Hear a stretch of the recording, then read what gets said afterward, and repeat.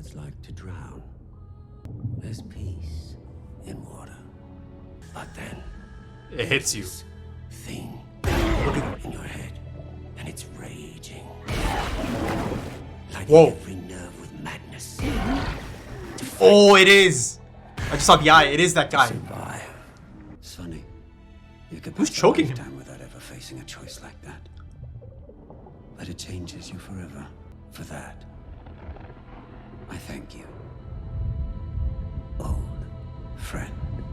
Oh.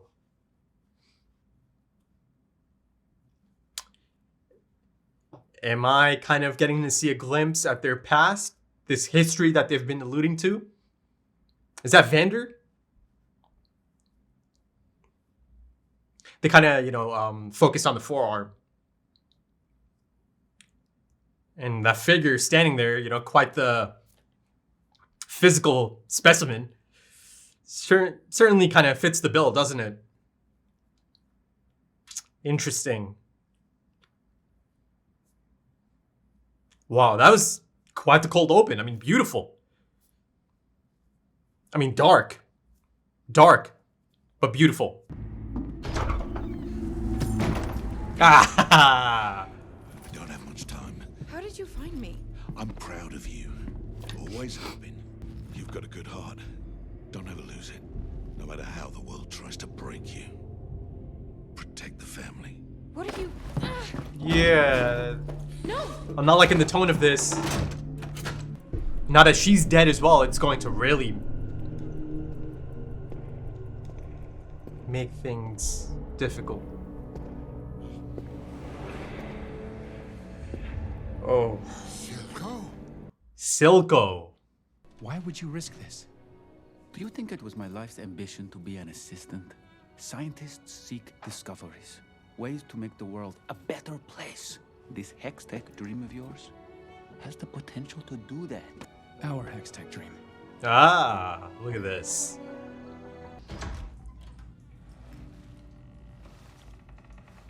Little man? Oh wow, he saw quite the scene, didn't he? The base violence necessary for change. But we both know Topside won't listen to anything else. I trusted you. And you betrayed me. I've never forgiven myself. You are my brother. Whoa! No, you still don't understand. The only way to defeat a superior enemy is to stop at nothing. To become what they fear. Now I'll show you what you really are. There's a monster in all of us, huh? But yeah, look at this. Yet another sibling relationship. You're not doing this alone, Vi. He's our father, too. Not I this need time. you to sit this one out, Powder. What? You're not coming. I'm not afraid. It's too dangerous. But if families stick together, you said it yourself. I know what I said. I want to fight. I can help. You're not ready. Oh.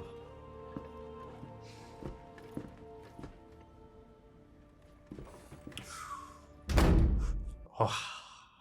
You know, you could tell she doesn't like being alone. It's not even just about fighting. She wants to be, with them. The crazy thing is, Powder has a few of these, right? The resonance will stabilize it. Yeah. Yeah. Yeah. Oh.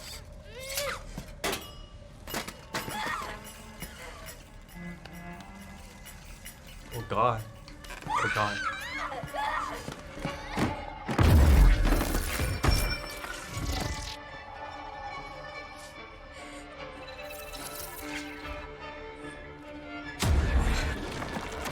Oh no, no, no, no. She's put it together. They explode. I can help them. She's gonna use them as explosives. Match them up, maybe. Put them in her thingies. Woo. It was building towards this. You could just sense the tension. Wow. It's never done that before. All right. The dream team, huh?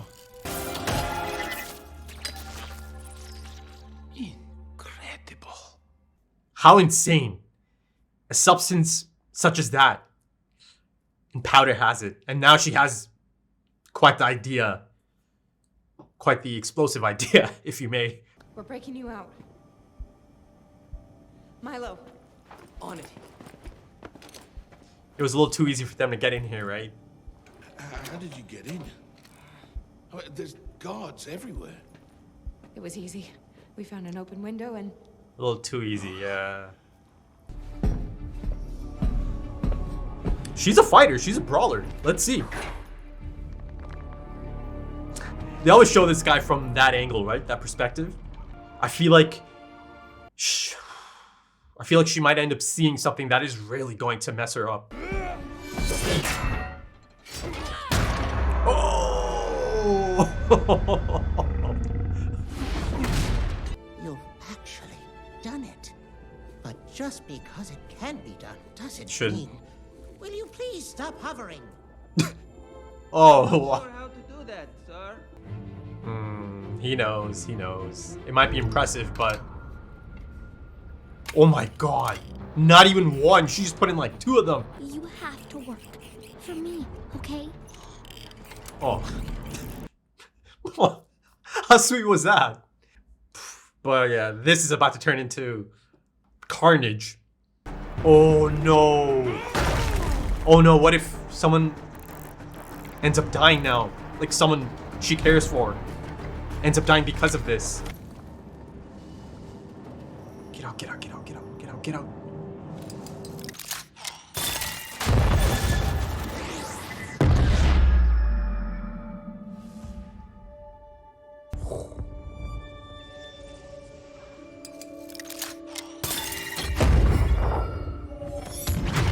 That's gonna go through. No. No.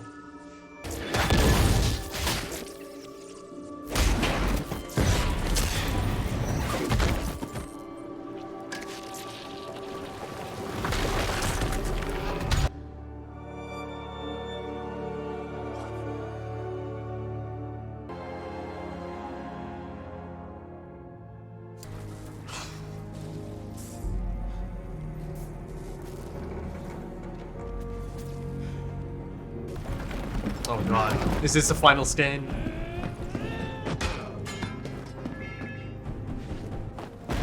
Make sure she gets out of here. Do everything.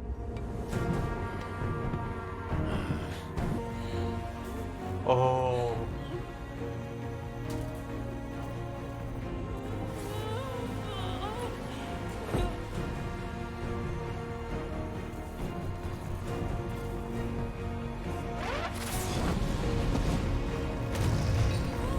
Imagine the guilt.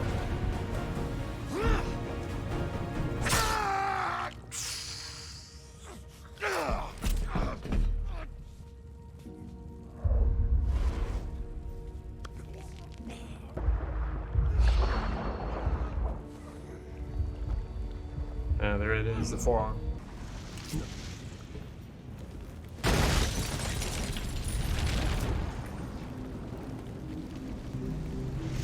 Oh.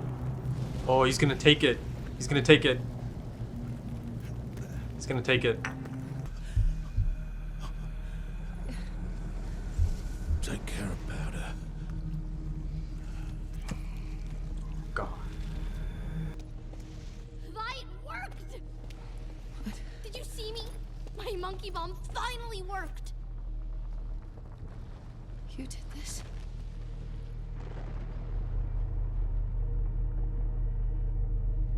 I didn't. I was saving you.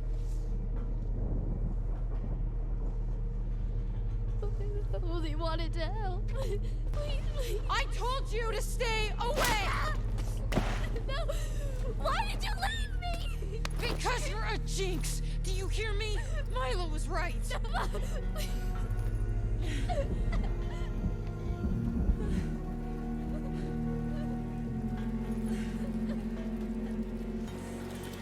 Oh. Damn. Please come back, please. Why did you leave me? I need you, please.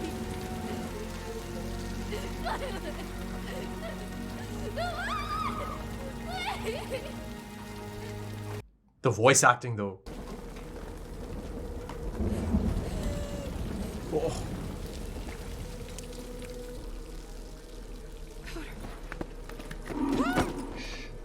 I'll kill you if he hears you. No.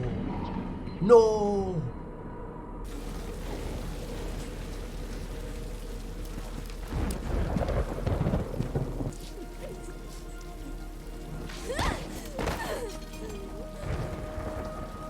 Yeah. She left me.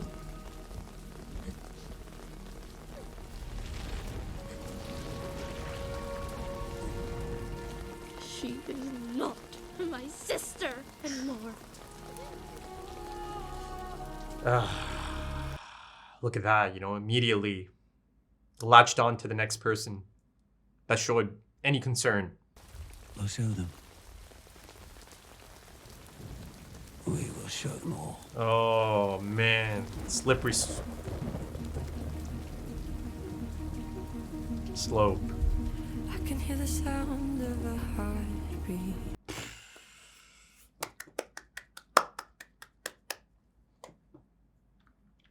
That's that's quite incredible, isn't it? That episode. Okay, yeah, so that's quite the draining episode, isn't it? Really quite draining. I mean, it's gripping stuff, beginning to end.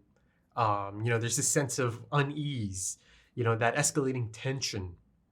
And really early on in the episode, actually, they've already kind of told us and shown us and essentially set up that, this is how it's about to go down, right? You could just tell by a certain point, okay, I'm about to see perhaps a major death. Turns out there's a few of them actually, right? But yeah, even if they're set up for that earlier in the episode, by the time it does end up happening, it still hits you like a truck. And that's around the time I was just speechless, seeing it just play out on the screen. And it's really quite brutal in its depiction, right? It's not sugarcoating anything. You're seeing some of these young adults, these kids, it's tough to even kind of place them. You can essentially call them kids. Vi is a kid. She essentially is a kid. And I'll get into that whole aspect of it. I mean, the first two episodes are really fantastic setup episodes, but this episode, yeah, it really establishes the tone, the direction, and really starts establishing those potential character arcs I mentioned in the discussion for episode 1, right? Listen, by the end of this, it doesn't feel like there's any sort of hero's journey that's about to play out here. Essentially, it does feel like the wrap-up of this story arc, perhaps the first story arc of this show. Let's just call it show, right? Animated show. I mean, sure, technically you can call it an anime, but it's really not, right? A lot of times people ask me, how come you have Avatar listed as a show and not as an anime? Because it's not, right? Because anime is essentially, come on, from Japan, that production, a Japanese production. That's just how it's kind of looked at. But I digress. Let's not focus on the superfluous, right? Let's kind of get back into the meat of things. That pull-out shot, I thought it really was quite the nice wrap-up, right? I mean, it leaves you quite drained and really quite exhausted even. I feel like you can actually almost put the audience in the same shoes by the end of it, right? Having gone through that, especially the final moments, especially after the bomb goes off. And at no point is that bomb going off something to celebrate. It's not meant to be celebrated. It's just not. And I'm sure most people did have a similar, shock and horror moment, realizing, oh my goodness, she's figured it out. And she's essentially going to cause carnage that is going to affect the people she loves as well. I mean, ultimately, the one person she truly loves and needs, she needs her. Oh my goodness, does she need her? That's the one person that does end up surviving this. And of course, it's through the actions of Vander, who does everything and then some to make sure she gets out of there, right? And he implores her, protect Powder, look after Powder. And that's your goal now, that's your purpose. I mean, earlier before he closes her or locks her inside that door at Benzo's, he tells her, "You have a good heart. Don't let people bring you down, and protect the family." Right? Unfortunately, by the end of it, the majority of that family is dead. Now let's focus on the ending, right? The incredible ending to this incredible episode. And I'm pretty sure this might be the episode that really, really hooked people in. It just is that type of episode, isn't it? Now there's actually two significant portions to this ending, right? One of them being Silco coming across Powder and something really incredible and beautiful happening there. I actually believe that's one of the most beautiful moments of the entire series so far, 3 episodes in, especially given the connection that these two actually have through those shared experiences that they have. And Powder doesn't even know it at this point, but she has a lot in common with Silco. And, I've got to say, I really, really like Silco. In fact, he might actually be my favorite character of the show as of this point, especially after this episode.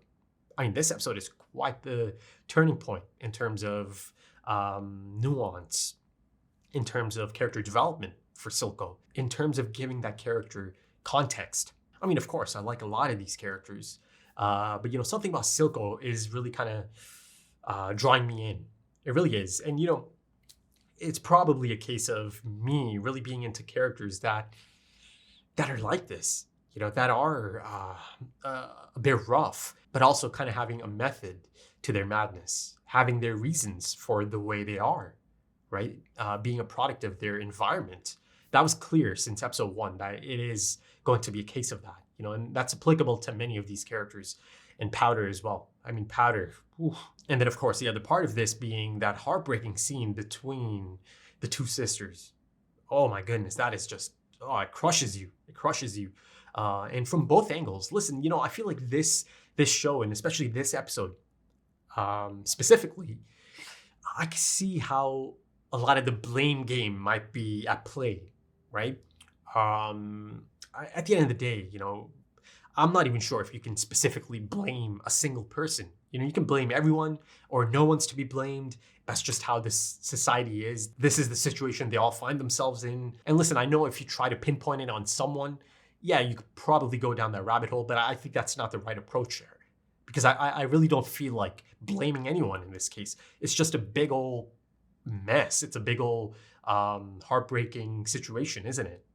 I legitimately have no urge to kind of play the blame game at this moment. For me, it's all about trying to understand each person and their own unique situation at this moment in time, right? You see it on display in this scene as Powder. Of course, she's really quite happy that she was able to help, and her bomb actually, for once, was quite effective. I mean, it was a bit too effective in that sense. And then again, you kind of see the parallel there, right? You see that in the wrong hands, magic. I mean, is that magic, or are there magical elements to that substance? But that warning about things being in the wrong hands and them being devastating, right? The possibility is there.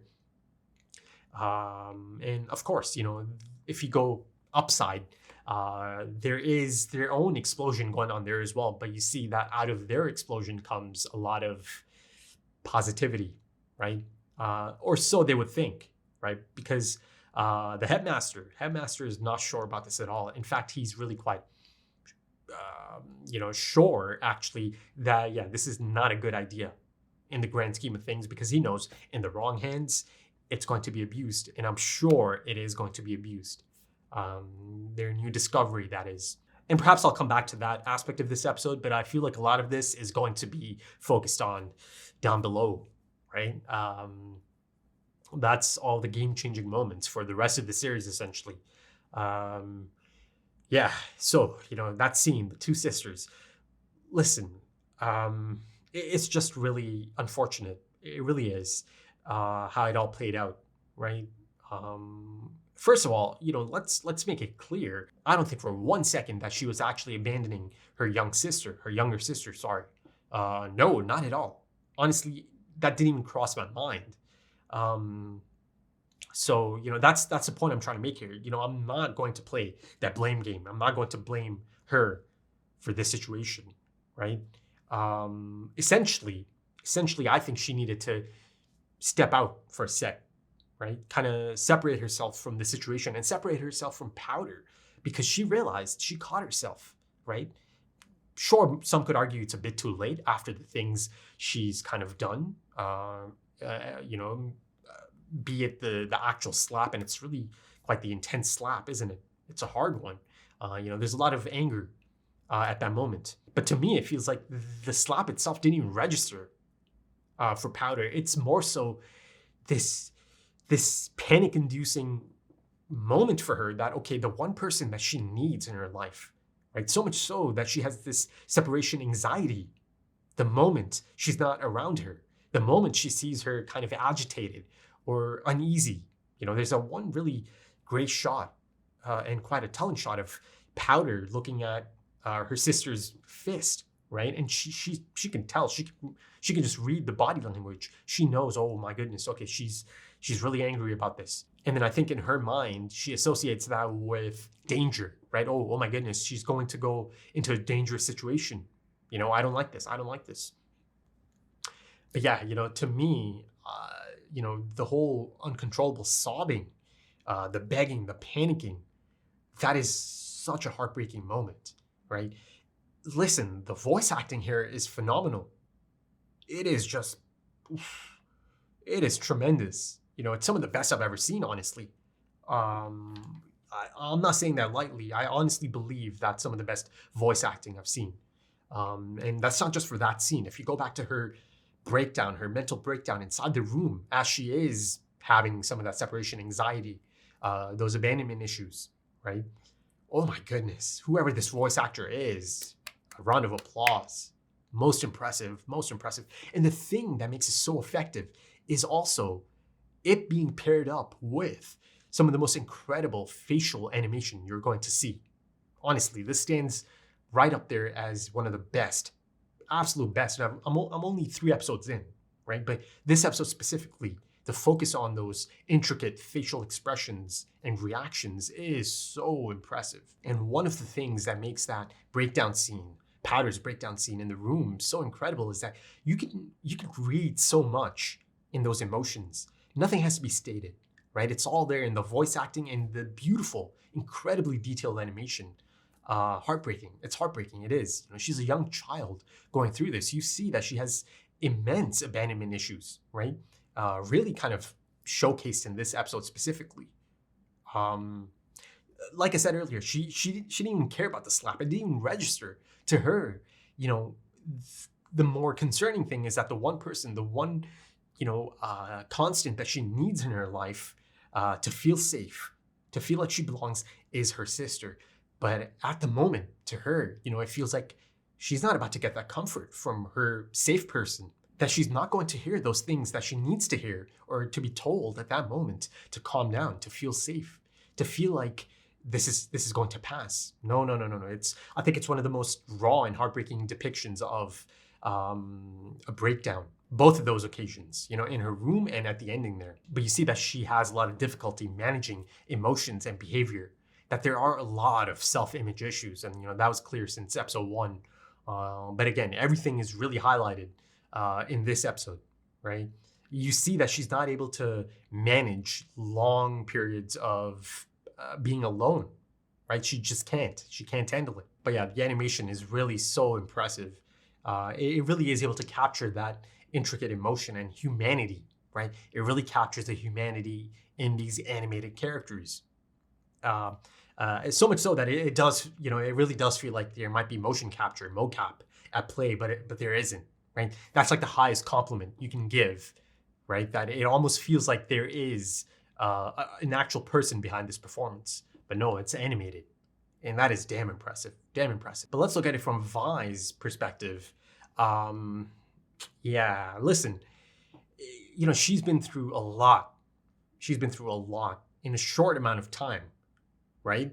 Let's not forget that she is also still essentially a child. But also, that being said, I think she's really quite mature as well for her age. But that doesn't mean that she should be treated the same as an adult or should have the same expectations as an adult. I think it's completely understandable how she's feeling in that moment. Listen, does she end up doing some regrettable things? Things that might actually cause long-term damage, lifelong damage?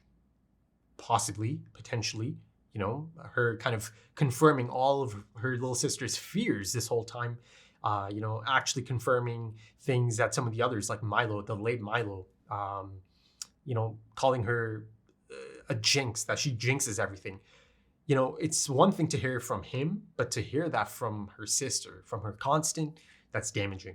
You know, that's damaging perhaps on a scale that might be unfixable. You know, it's unfortunate. It is, I think. It's a tough scene to take. It really is. But, you know, again, kind of continuing on that front, that she's actually had quite the tough time herself. You know, she's been through a lot of shock, pain, grief. She's physically and emotionally just exhausted at that moment in time. She just lost the father figure that they've had this whole time. But again, I think it's more so a father figure for her rather than Powder. You know, for Powder, it's just all about her older sister. That's her parental figure, right? That's her guardian. That's her sister. That's her mother. She didn't really quite have the same relationship with Vander. But, you know, after going through that experience of losing Vander and then these two guys that are essentially brothers, right? She kind of hears that it's all because of her little sister, Powder, right? I mean, essentially, earlier, she actually thought Powder might have died because she saw the head of the monkey, right? And you see her reaction, again, the incredible facial animation. She actually thought Powder might have died already. But then, you know, for Powder to come in and confirm that it was actually because of her that all of this happened, right? Because of her actions, I suppose. Yeah, something just kind of goes off, right? She just snaps for a moment, at least. And she does catch herself, right? After lashing out, she kind of, you know, pulls back. She realizes, you know, she sees the blood on her hands, on her knuckles. And she realizes, oh, okay, hold on. I need to, you know, I need to distance myself for a little bit, right? Take a moment to myself, because she realized in that moment that she's not able to make clear-headed decisions or judgment calls, right? So she just needed a moment to herself. I firmly believe that. I think it's not even a matter of believing it. I think that's exactly how they've depicted it, right? And that's how they've set it up in the past 2 episodes as well. Of course, she's not going to abandon Powder. That goes against everything they've set up until this point. She was going to come back, right? And as she is trying to come back, because she does see Silco at that moment, this guy, Joshua? No, not Joshua, Marcus. Marcus, he gets her out of there. But the most heartbreaking thing about this is the fact that Powder is going to always believe that she was abandoned by her sister at that moment in time. You know, isn't it crazy that from another perspective, all of us know that it's not the case at all, right? And say even down the line, she tries to explain it to Powder. Powder's not going to believe it. She's just not, right? The damage has been done, unfortunately, I think. But there's more to it. There's more to it. It's not just about, oh, look, I struck my little sister and I've got her blood on my hands, and look what I've done. You know, the things I've said. She knows how damaging this could end up being, right? There's more to it though, right? It goes back to Vander and him having that talk in episode 1, I believe, about, you know, being a good leader, right? Because, you know, these kids, all 3 of them, right? They'll follow you into hell. There's a lot of responsibility on your shoulders. They listen to you. They respect you, right? They want to follow you. They are going to follow you, as they immediately jump in and tell her, yeah, of course, you know, you're not going to do this alone. He was a father to us too. Let's do this, right? He told her, her actions have consequences for all of their lives, not just her own life, for all of them. And she realized at that moment, oh my goodness, I am just as much to blame for this as anyone else, right? I played my own part in this. You know, to me, it really felt like there is going to be a tremendous amount of guilt that a lot of these people are going to carry, right? For the rest of the series, essentially. Things that are going to shape the rest of the series and the rest of the character arcs. The things that played out on that night are going to shape the rest of the series for all of these characters, essentially, the surviving ones at least. And it's essentially a trickle-down effect now, isn't it? Because now she gets to experience the feeling Vander might have had with her, right? The concerns and the anger sometimes about acting on these impulses and being impulsive and rushing into dangerous situations, you see that Powder ends up doing the same thing. And you see that Vi's reaction is kind of similar. She's annoyed, she's angry that Powder disobeys her. But let's kind of go back to Silco and Powder and that really beautiful moment. Really, I honestly thought that was really quite beautiful. Because it's out of character for Silco, and you see through the reactions of his goons, they make a deliberate choice to focus on them, show us their faces. And their faces tell quite a story. They are quite puzzled over this behavior because it is out of character, isn't it? And that makes it so much more special, I think. Ultimately, at first I think he was more than ready to kill Powder. But then something really interesting happened, right? She lunges at him, right? She essentially disarms him. And you see that almost immediately through her actions and the things she's saying and feeling, he's able to kind of connect immediately to this kindred spirit, essentially. He sees himself in Powder, right? Again, the parallels continue. The duality continues, right? That concept of cycles and history repeating itself, familiar behavior, all of that, it's certainly at play here. And I think you see a lot of emotion in Silco's face at that moment, specifically in his eye, the good eye as well, right? It's really quite an interesting moment to see him like that.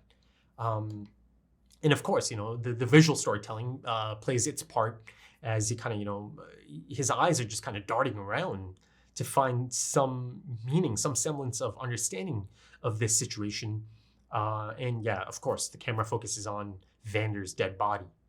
And he knows that feeling at that moment in time. He knows exactly the place this young girl is in, the dark place this girl might be in at that moment. And he embraces her. Right? Because you see that she immediately latches on to someone who shows concern, someone who offers a semblance of safety, right? A semblance of love, right? Now, listen, I'm not saying that it's going to be some beautiful relationship. I actually think there's great potential here for quite an unstable and toxic relationship. But, I'm speaking of just that moment in a pocket, in a bubble. Something really special happened there, I think. Right? There's this shared trauma there. And listen, ultimately, if you go back to that incredible opening, right? The somber and peaceful opening, and the monologue, the drowning monologue, essentially, it's really quite haunting in its beauty. But essentially, you get to see that Vander created Silco. And then, of course, it's clear to see now by the end of this episode that the two sisters are going to parallel the two brothers, Silco and Vander. Listen, I'll be honest, I'm not 100% sure if they mean biological brothers. I'm like 99% sure. But, a part of me still kind of thinks, does he mean like brother, brother in arms, freedom fighters together, that kind of thing, that mentality, the brotherhood mentality. I'm pretty sure he actually means biological brother, right? Because that makes this parallel to the two girls, to the sisters, really quite poignant as well, right? But just in case, just confirm that for me, please. I have that like minuscule doubt about this. But in terms of cycles and parallels, you can see just like how Vander essentially created Silco, that specific version of Silco, you can see the beginnings or the setup for yet another similar concept here. In Vi essentially creating Powder, right? Or ultimately, I suppose this is around the time she might actually adopt the name, right? Jinx. They've really set that up nicely, haven't they? She's going to embrace that name from the sounds of it, from the looks of it. And that final moment, oh my goodness, that's my thumbnail. Throughout that episode, I was thinking, oh my goodness, this could be the thumbnail. This could be the thumbnail. This is such a poignant moment. This is such an indicator of the episode itself and the themes of this episode. But I feel like that final moment, her eye, and I believe that appears to be a reference to the fallen angel painting, right? It's beautiful. It's a beautiful and haunting frame. And especially to see Powder like that. And again, look at that. Just one frame of the eye, and you can just kind of read so much. into it. The feelings that moment, the silent fury of Powder in that moment, born in the flames around her, kind of contrasting how Silco was born in the water. But yeah, it really is quite the ominous moment, isn't it? Once he tells her, they'll show them all, right? Whew. Yeah. This whole concept of the extremes necessary to kind of match a superior enemy, I think that's really going to be dialed up, right, in the next phase of this, perhaps on even a larger scale. It's interesting setup. It's exciting setup. It's concerning setup for sure as well, right? But the really heartbreaking thing here is that there is setup here for a really similar scene down the line, perhaps, between the two sisters, right? And the scene I'm speaking of is the little bridge, right, in the lab as Silco tells Vander that he trusted him, but you betrayed me, right? You can immediately see Powder being in that same position, having that same anger, that same resentment towards her older sister. My hope is that maybe they can find some, maybe they can reconcile at some point, but the setup here is really quite clear, isn't there? The fraction that's been caused by the events of this night, yeah, it really is quite similar to Silco and Vander. So yeah, I'm hopeful maybe something could happen to reconcile, but I don't know, man. I'm certainly leaning towards a lot of hostility, especially from Powder's perspective. And of course, lastly, let me kind of mention the production, right? It's almost a given, right? 3 episodes in, that's a given, but yeah, it's really, really phenomenal, isn't it? The score is so perfect, really elevates these scenes and makes these scenes and gives this story its unique identity. The actual animation, oh my goodness, the photography, some of the most poignant imagery I've seen in any animated show ever, right? And some of the most impressive as well, right? There's impactful moments, really impactful moments. And it's not just a case of, trying to look pretty. It is pretty. It is, no doubt about it. But there's a lot of nuance there. A lot of fantastic visual storytelling, of course. And of course, the voice acting has been fantastic all around. But in this specific case, I really do have to point out Powder. The voice acting for Powder, it's phenomenal. It's an all-timer performance, in my opinion. It really is. And I'm sure in many of your opinions, it's something really quite incredible. Now, in anime, from my understanding, in anime, it's usually older people that actually do the voice for even the younger characters. So it'll be interesting to know if they actually do match up to their ages, the voice actors, that is. So do let me know. Do let me know in the comments. And yeah, this is yet another episode that really makes me excited for a behind-the-scenes documentary. And yeah, it was brought to my attention. Indeed, there is a 5-part making of documentary, right? So I'm excited about that. I think I might even cover that on the channel. Right then, I think that might do it for this one, folks. Incredible episode. Incredible. I'm so impressed. It really is quite impressive. But yeah, if you enjoyed that, consider dropping a like, consider dropping some comments, give me your thoughts. If you're interested in early access or perhaps even full length, consider checking out the Patreon page. And let me just, make sure to specify it's timer based, and it is specified in the tier descriptions. But, recently I've noticed that people go in assuming that the entire show is going to be included. But yeah, I really implore you to read the tier description before you make the choice to spend your money. So if you are interested, check out the link in the description and the pinned comment. Also links to social media. I'm on Twitter, Instagram. So yeah, check it out if that's your thing. Whew, okay, yeah, that's quite the experience, man. It really is. Thank you so much for joining me, and thank you for your time, because time is precious. It really is. And I do hope to see you again soon for the next one. Until then, take it easy.